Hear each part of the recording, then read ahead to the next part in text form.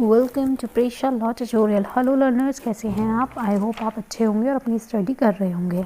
जैसा कि मैंने लास्ट वीडियो में real estate development and regulation bill 2013 को कंप्लीट किया था। आज हम दिल्ली अपार्टमेंट ओनरशिप एक्ट के बारे में पढ़ेंगे, जिसमें हम 1986 और 2009 के प्रोविजंस को भी पढ़ेंगे। फर्स्ट आता है इंट्रोडक्शन। दिल्ली अपार्टमेंट ओनरशिप 1986 को इंडियन पार्लियामेंट के द्वारा इस फैक्ट को ध्यान में रखते हुए एनेक्ट किया गया था कि कम्युनिटी के मटेरियल रिसोर्स का ओनरशिप और कंट्रोल इस तरह से डिस्ट्रीब्यूट किया जाना चाहिए कि ये कॉमन गुड और सभी के हित के लिए हो। इसीलिए इस एक्ट का एम है कि एक अपार्टमेंट में अपार्टमेंट ओनर को लैंड और अदर कॉमन एरिया के प्रोपोर्शनेट और अनडिवाइडेड शेयर सहित एक हेरिडिटी और ट्रांसफर राइट देना होगा। इस एक्ट में जो अपार्टमेंट ओनर्स हैं उनको बिल्डर्स की दया पर डिपेंड रहने की ज़रूरत नहीं है। कॉमन एरिया और फैसिलिटीज़ वो अपार्टमेंट ओनर खुद ही फैसिलिटीज़ प्रोवाइड करने के लिए उन्हें ऑटोनॉमी दी गई है। देन नेक्स्ट आता है important provision of the Delhi apartment ownership act 1986। तो फर्स्ट आता है एप्लीकेबिलिटी। यह एक्ट मल्टी स्टोरेज बिल्डिंग की सभी अपार्टमेंट पर लागू होता है, चाहे वह फ्री होल्ड लैंड हो पर बनाया गया हो या लीज होल्ड लैंड पर बनाया गया हो। लीज होल्ड लैंड वो लैंड जिसकी लीज 30 ईयर्स से अधिक के समय के लिए है। इसके अलावा किसी भी बिल्डिंग के लिए जिसमें केवल 2 या 3 अपार्टमेंट हैं एक्ट के प्रोविज़न पर लागू हो सकते हैं, यदि ऐसी बिल्डिंग का ओनर इस एक्ट के प्रोविज़न को ऐसी बिल्डिंग पर लागू करने के लिए इंटेंशन रखता हो। ओनर ऑफ बिल्डिंग द्वारा दी गई डिक्लेरेशन को रजिस्ट्रेशन एक्ट 1908 के प्रोविज़न के तहत ड्यूली रजिस्टर किया जाएगा और उसके द्वारा ऐसी डिक्लेरेशन किए जाने के बाद ओनर को अपार्टमेंट के डीड को भी एग्जीक्यूट और रजिस्टर करना होगा। देन नेक्स्ट आता है transfer of interest in common area facilities. सभी अपार्टमेंट ओनर्स को एक अपार्टमेंट के एक्सक्लूसिवली ओनरशिप और पोजेशन के हकदार बनेगा। वह कॉमन एरिया और फैसिलिटीज़ के इस तरह के इंटरेस्ट को अपार्टमेंट के डीड में स्पेसिफाइड किया जाएगा और अनडिवाइडेड शेयर की कैलकुलेशन बेस्ड होगी वैल्यू ऑफ अपार्टमेंट के, जो कि वैल्यू ऑफ प्रॉपर्टी से रिलेटेड होगी। देन नेक्स्ट आता है डीड ऑफ अपार्टमेंट। किसी भी अपार्टमेंट के अलॉटमेंट, सेल या फिर अदर ट्रांसफ़र की जो डेट है उससे 3 मंथ्स के अंदर सभी प्रमोटर एक अपार्टमेंट डीड एग्जीक्यूट करेगा, जिसमें डिटेल्स दी जाएंगी अलॉटी की, लैंड, अपार्टमेंट की, बिल्डिंग की, कॉमन एरिया फैसिलिटीज़, ये सभी इंक्लूड होंगे। इसे कंपिटेंट अथॉरिटी के ऑफिस में फाइल किया जाएगा। सर्टिफाइड कॉपी जो है डीड ऑफ अपार्टमेंट की वो रजिस्टर किया जाएगी under the registration act. Then next आता है formation of association of apartment owner. Delhi apartment ownership act के अकॉर्डिंग अपार्टमेंट और उससे जुड़ी जो प्रॉपर्टी है उसके संबंध में जो भी मामले हैं वो उसे एडमिनिस्ट्रेशन किया जाएगा। कॉमन एरिया और फैसिलिटीज़ के लिए मैनेजमेंट के लिए AOA मतलब कि एसोसिएशन ऑफ अपार्टमेंट्स ओनर्स को बनाया जाएगा। इसके अलावा एक से अधिक मल्टी स्टोरी बिल्डिंग वाले किसी भी ब्लॉक या पॉकेट में अपार्टमेंट ओनर्स का केवल एक ही एसोसिएशन होगा। प्रॉपर्टी को एडमिनिस्ट्रेटर द्वारा बनाए गए मॉडल बाय लॉ के अनुसार अपार्टमेंट ओनर्स के एसोसिएशन द्वारा ही किया जाएगा, क्योंकि एडमिनिस्ट्रेटर द्वारा फ्रेम किए गए मॉडल बाय लॉ द्वारा होगा। देन नेक्स्ट आता है दिल्ली अपार्टमेंट ओनरशिप एक्ट 2009। इसमें गाइडलाइंस दी गई हैं जो कि दिल्ली हाई कोर्ट के द्वारा की गई हैं in the OS Vajpayee and the administrator versus the administrator 2007 case में। दिल्ली हाई कोर्ट में PIL दायर हुई थी जिसमें कि इशू किए गए थे गाइडलाइंस, जिससे कि प्रॉपर इम्प्लीमेंटेशन हो सके एक्ट का दिल्ली में। गाइडलाइन आती है appointment of the competent authority. इस गाइडलाइन के अनुसार कंपिटेंट अथॉरिटी को एरिया वाइज या बिल्डिंग वाइज नॉमिनेट या फिर अपॉइंट किया जाएगा, ताकि ये अथॉरिटी अपने कार्यों को इफेक्टिवली तरीके से फंक्शन कर सके। और यह एक्ट में दी गई कंपिटेंट अथॉरिटी की डेफिनेशन के अनुसार ही किया जाएगा। और कंपिटेंट अथॉरिटी इस पर्पस के लिए डिप्टी कमिश्नर या फिर जॉइंट कमिश्नर के रैंक के उतने ही अधिकारियों को ऑथराइज कर सकता है जो इस पर्पस के लिए आवश्यक हों, और ये एक्शन इस ऑर्डर के 30 डेज़ के अंदर लिया जाएगा। देन नेक्स्ट आता है रजिस्ट्रेशन ऑफ डीड। इसमें रजिस्ट्रेशन बता रखा है डीड ऑफ अपार्टमेंट का। सो फर्स्ट आता है इसमें प्रमोटर जो बिल्डर है उन सभी मामलों में जहां transfer under the sale deed, lease deed, transfer by endorsement के तहत हुआ है, ऑर्डर की डेट से पहले इस कोर्ट में पास किया जाएगा और अपार्टमेंट के डीड को एग्जीक्यूट करेगा उस परफॉर्मा के अकॉर्डिंग, जो कि अप्रूव किया जाएगा, अप्रूव्ड और इशू किया जाएगा कंपिटेंट अथॉरिटी द्वारा। कंपिटेंट अथॉरिटी की कॉन्स्टिट्यूट की डेट से 2 मंथ्स के अंदर यह किया जाना चाहिए। सेकंड आता है फ्यूचर के लिए अपार्टमेंट डीड उसके एग्जीक्यूट के 1 महीने के अंदर ओनर और प्रमोटर बिल्डर द्वारा रजिस्टर किया जा सकता है। देन थर्ड आता है एग्जिस्टिंग ओनर के मामले में अपार्टमेंट का डीड एग्जिस्टिंग ओनर और प्रमोटर्स और बिल्डर्स द्वारा अपने ओरिजिनल टाइटल डीड जैसे कि सेल डीड, लीज डीड या ट्रांसफ़र बाय एंडोर्समेंट को प्रेजेंट करते हुए जो एवब पैरा में जो भी परफॉर्मा तैयार किया गया है बाय द कॉम्पिटेंट अथॉरिटी, उसे रजिस्टर करने के लिए सब रजिस्ट्रार के सामने उसे प्रेजेंट किया जाएगा।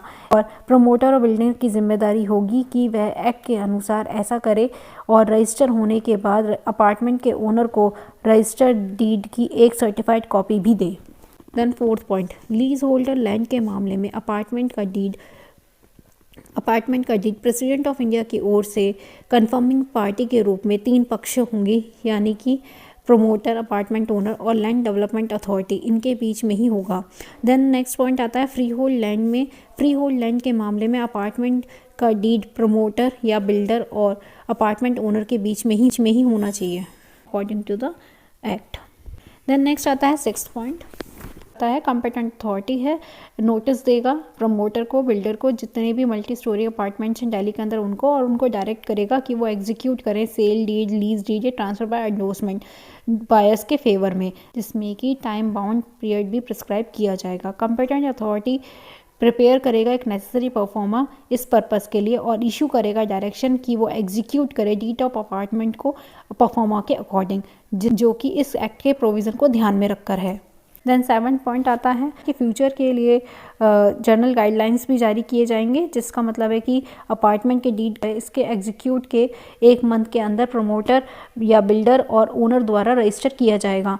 देन 8th पॉइंट में आता है अपार्टमेंट के डीड की जो शर्तें हैं, शर्तों में अन्य बातों के साथ साथ एक्सक्लूसिव ओनरशिप और पोजेशन दिया जाएगा। पोजेशन किस किस चीज़ का, जो कि पहला आता है अपार्टमेंट जो किया गया रेस्पेक्टिव ओनर के द्वारा, दूसरा आता है वो टाइटल जो कि परसेंटेज ऑफ अनडिवाइडेड इंटरेस्ट का है कॉमन एरिया के लिए या फैसिलिटीज़ के लिए, जिसके अंदर वो भी लैंड इंक्लूड है जो भी स्पेसिफाइड की गई है अपार्टमेंट की डीड में, और उसको कंप्यूट किया गया है as the base of proportionate value of apartment. जो भी वैल्यू है अपार्टमेंट की उसके प्रोपोर्शनेट वैल्यू और उसकी जो भी टोटल वैल्यू है उसको उसके बेस पे कंप्यूट किया गया है डीड में। और जो डीड है उसके अंदर राइट और इंटरेस्ट दिया गया है प्रॉपर्टी का, अगर फ्री होल्ड लैंड है जो कि इनहेरिटेबल और ट्रांसफरेबल भी है।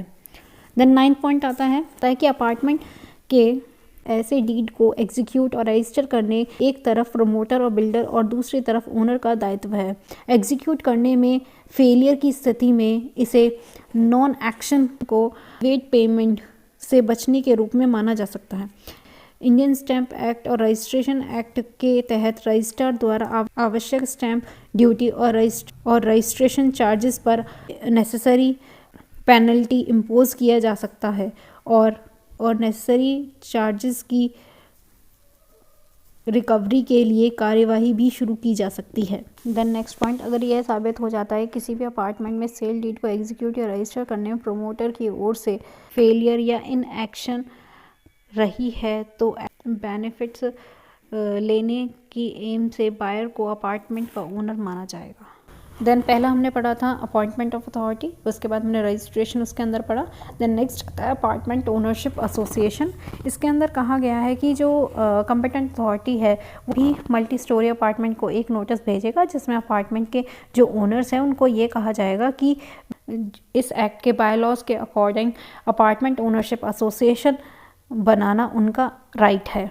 इन सभी मल्टी स्टोरी बिल्डिंग को विज़िट करने के लिए कॉम्पिटेंट अथॉरिटी के ऑफिस से ऑफिशियल्स डिप्यूट किए जाएंगे जो कि विज़िट कर सकें वो मल्टी स्टोरी बिल्डिंग्स में जाके, जिससे कि वो इंश्योर कर सकें सभी मल्टी स्टोरी बिल्डिंग को विज़िट करने के लिए ऑफिशियल्स डिप्यूट किए जाएंगे from the office of the competent authority, जिससे कि वो इंश्योर कर सकें कि ओनरशिप एसोसिएशन का फॉर्मेशन हो रहा है या नहीं हो रहा है, उसको इंश्योर करने के लिए। और कॉम्पिटेंट अथॉरिटी ऑथराइज है कि वो कॉल कर सकती है मीटिंग के लिए, ओनर्स की मीटिंग के लिए, और सुपरवाइज कर सकती है फॉर्मेशन ऑफ एसोसिएशन को, और ये भी देख सकती है कि एसोसिएशन का फॉर्मेशन और एसोसिएशन स्मूथली वे से हो। इस वजह से जो मल्टी स्टोरेज बिल्डिंग है उनको कंप्लीट किया जाना चाहिए विद इन द 6 मंथ, जबकि एग्जिस्टिंग जो एग्जिस्टिंग मेंटेनेंस है कंपनीज़ का उसे ट्रांसफ़र किया जाएगा management of quality storage buildings को, उन एसोसिएशन को।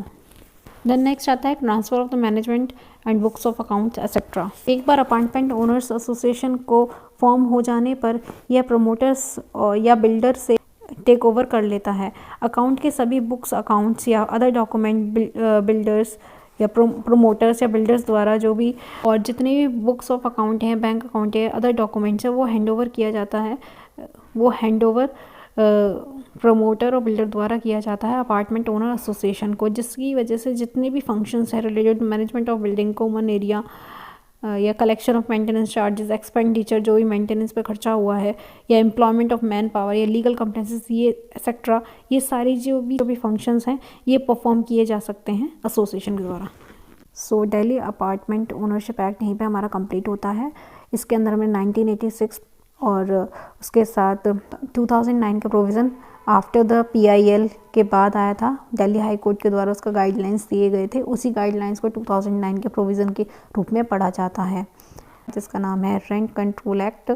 जिसको तब तक के लिए thank you for watching my videos. For more videos watch, study, like and subscribe my channel.